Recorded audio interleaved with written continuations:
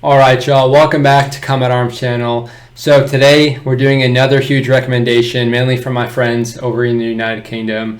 And this video is actually from the YouTube channel Liveth Forevermore, which they do a lot of awesome military history stuff. And one of y'all recommended that channel to me pretty recently. And yeah, I've been checking out their channel. They have a lot of cool stuff. But this particular video is about the UK Special Forces in Nairobi. And I'm not sure if it's the SAS or SBS. I don't know if it was even confirmed who was actually operating in Nairobi. But I mean, if you haven't seen the pictures and whatnot, then you're sort of out of the loop, honestly. But this is very cool to see online. And all of a sudden it just started showing up on like Facebook and whatnot about this badass from the UK military just, running stuff in Nairobi and really helping out. So, I mean, good on him. I think he ended up getting an award. I don't think it was the Victoria Cross, but I think the one below it. It'll probably say it in this video, but yeah, I'm very excited to get into this one. Again, it was a huge recommendation from y'all, so I appreciate it. And if you guys couldn't tell, I'm wearing some merch from my buddy Luke over at Original Human. So if you haven't checked out his channel, I'd definitely go over there and check him out. So I've got a lot of cool reaction videos from him.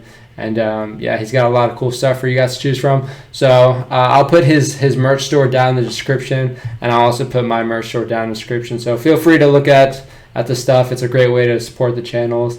Again, I do appreciate y'all, but we'll get into this video. Very excited to see this badass in action.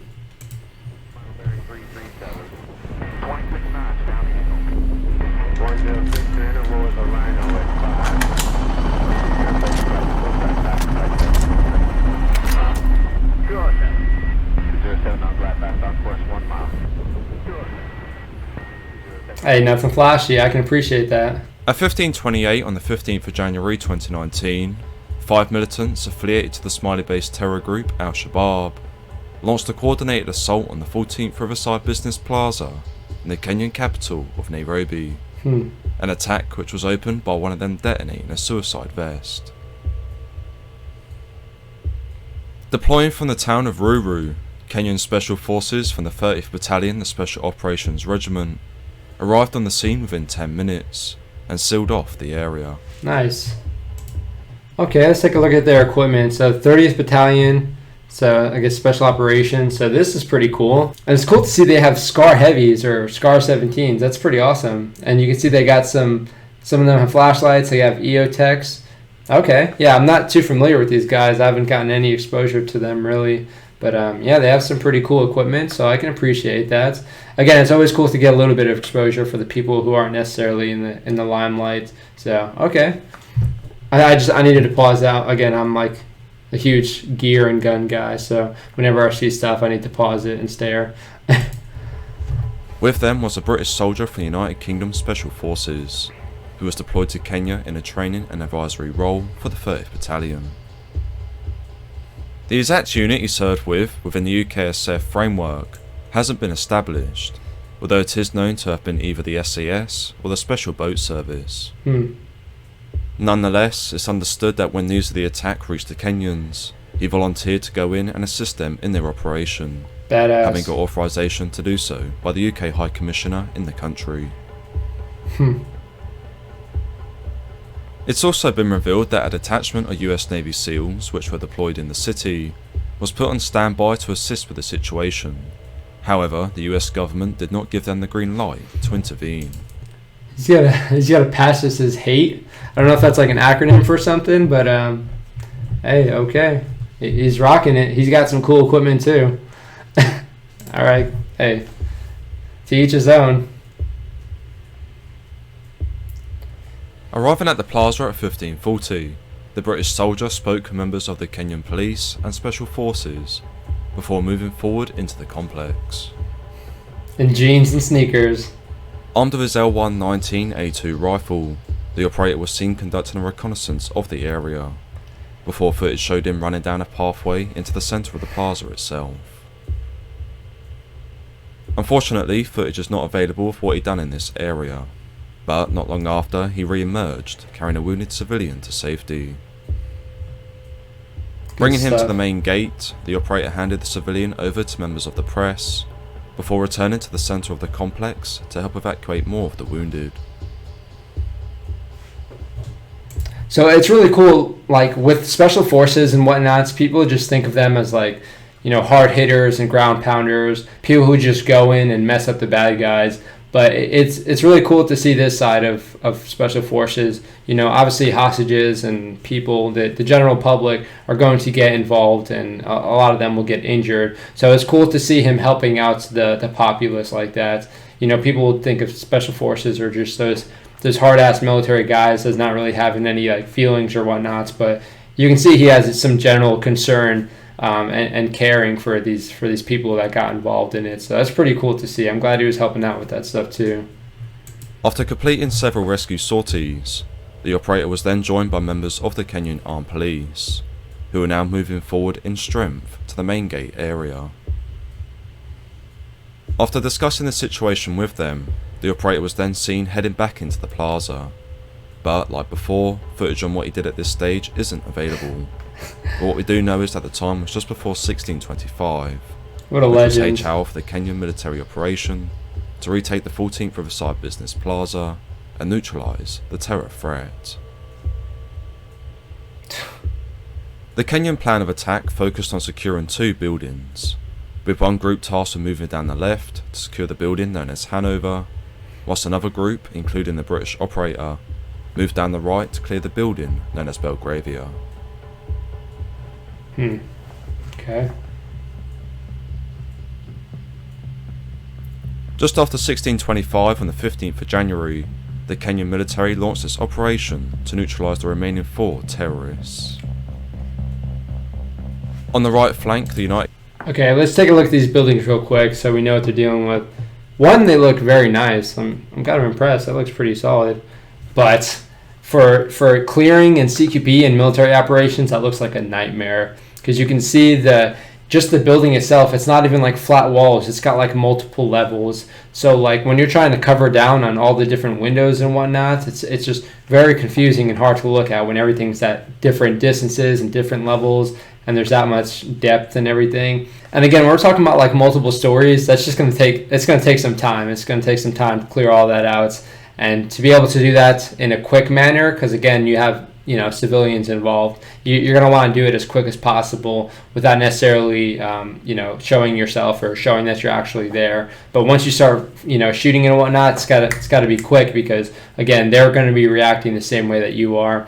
And when you have all these different levels, it can get very sketchy. But okay, that looks pretty serious.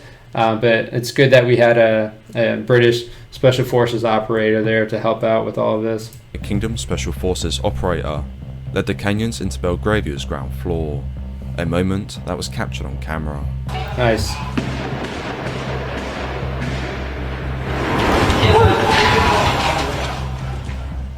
Moving into the hair salon, the operator began clearing the area, Sick. as Kenyan soldiers moved up behind him in support. Not only was the building packed with innocent civilians, who had trapped themselves into rooms for their own safety, but it's been confirmed that the British operator came across and neutralised 2 of the militants. Hell yeah. Alright, so again, that's going to be very scary and sketchy for anyone who's trying to clear out a building like that. When there's a bunch of occupants, especially when they're hiding in different rooms, the bad guy's going to be hiding in rooms as well. So to be able to see like a small part of someone when you open a door or go into a new room and try and identify them as a good or a bad person, it's stressful. So I can imagine after this whole thing was over, it was just like, okay, I need to sit down and think about everything for a second. But yeah, I mean, he did an awesome job. He took out 2 bad guys, which is solid. And again, when you're talking about the civilians, it's nice to just get them out of there, because when they're held up in there, they're stressed out too, and you never know what they're going to be doing. So it's cool to get them out of there and make sure that they're out of the way. With Belgravia cleared, the trooper, alongside his Kenyan colleagues, began to evacuate the civilians from the building. Nice. In this photo, we see the trooper with one of the first civilians to be rescued, as he leads her to the main gate and to safety. Good dude. Behind him, more civilians are led out from Belgravia, as he returns to the building to help with the evacuation of many others, a task he carried out multiple times. Nice.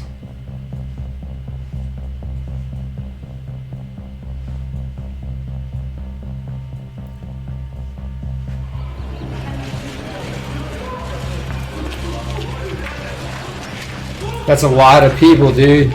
That's a lot of people.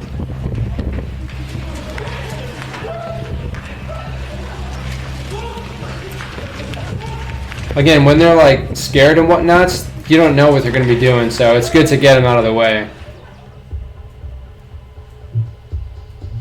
Who's that guy?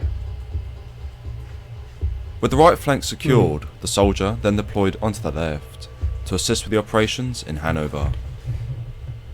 So I'm noticing the dudes he's with, they have a bunch of different weapons. I saw like AKs, looks like right here is maybe like a Galil or something, I'm not sure. I saw some dude with like a CZ Scorpion. So these guys have all these different kinds of weapons and gear. So it might have been like a bunch of different people just melding together to assist, like police and military and whatnots. But yeah, I can imagine it can be pretty chaotic. And for me, it'd just be weird seeing people in like civilian attire wearing vests and holding guns. That can get very confusing for him to try and be like, okay, this is a bad guy, this isn't. Because, yeah, you don't necessarily have the best intel knowing what they're wearing and what they're carrying, too. Moving into the building, the British operator worked alongside the Kenyan soldiers to clear the final rooms, and was seen conducting stop and searches on several civilians before sending them on to be evacuated.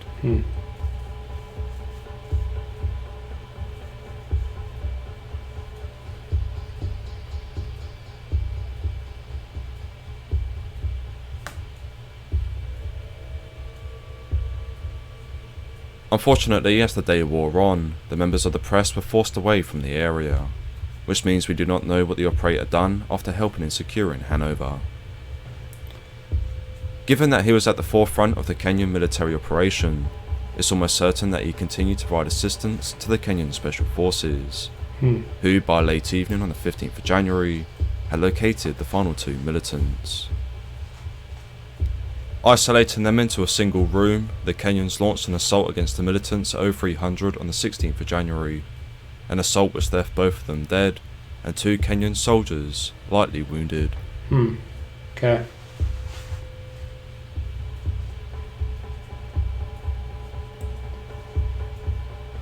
On the morning of the 16th of January 2019, the Kenyan president declared the end of the military operation, which had ended with over 700 civilians being rescued, 700 and the death of all four militants. It's crazy. You're talking about 4 militants being able to hold 700 people in a certain area. Because again, when there's fear and you don't necessarily know where people are, you're not going to want to just run out and do your own thing, try and get away from the situation necessarily. But yeah, 4 militants, locking down 700 people. That's stressful for the police and the military, but it's got to be crazy to think if there's a bigger force, these things can get very out of control very quickly. So it's good that they had a good containment going on, making sure they weren't able to bounce around different buildings and everything. And yeah, it seems like it didn't take too long. They did a raid at 3 in the morning, which is solid. I'm sure they had like night vision to use that to their advantage and whatnot. But yeah, good stuff. Sadly, a total of 21 civilians had also lost their lives in the terrorist attack, with a further 28 being wounded. Sheesh. In the aftermath, it was reported that the United Kingdom Special Forces operator was withdrawn from the country, and 10 months later, in November 2019, it was revealed that he was being awarded the Conspicuous Gallantry Cross for his actions that day, an award second only to the Victoria Cross. Oh yeah. So that was a very solid video. Again, this channel is pretty awesome. I do appreciate you guys recommending this specific channel. But yeah, this dude is such a badass. Like, it sounds corny, but when you're looking in the dictionary for the term badass, that dude's got to be there, because that was just badass. For him being able to do all this in like jeans and a t-shirt and keep his professionalism is pretty awesome. He was able to identify, who's a bad guy, who isn't, take out a couple of bad guys while making sure a lot of the civilians were safe. It's awesome that he was able to keep his mind straight and prioritize, what he needed to do, especially because he wasn't necessarily working with people he's used to working with. He was doing this with, the Kenyan armed forces and the police and whatnot. So just being out of your element. I'm not sure exactly how long he was actually there working with them, But working with people you're not familiar with, or working with people whose tactics are slightly different, it can get a little bit confusing, and it might be a little bit harder. And his ability to adapt made sure that the situation was handled very, very well. So again, he was awarded a medal for it, which is awesome. I'm not sure what the criteria is for all these different medals, especially in the UK Armed Forces.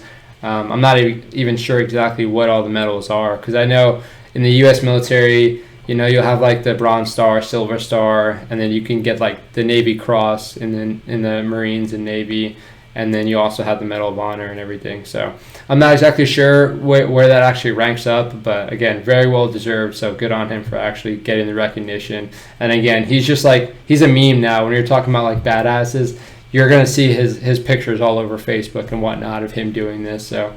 Very cool, and a very awesome recommendation. So I appreciate you guys. You guys keep sending me these awesome recommendations, and it's very cool to check them out and fanboy over all these badasses. But yeah, I do appreciate it. I do appreciate all the recommendations. I do appreciate the awesome comments that you guys are leaving. And yeah, keep it coming. I do enjoy having this awesome community where we can have all these people from different backgrounds and whatnot come together in the comments section and relate their experiences together. So very cool. Again, if you guys liked the video, hit that thumbs up and definitely consider subscribing. But I do appreciate it. And that is it for this video, so I will see you all in the next one.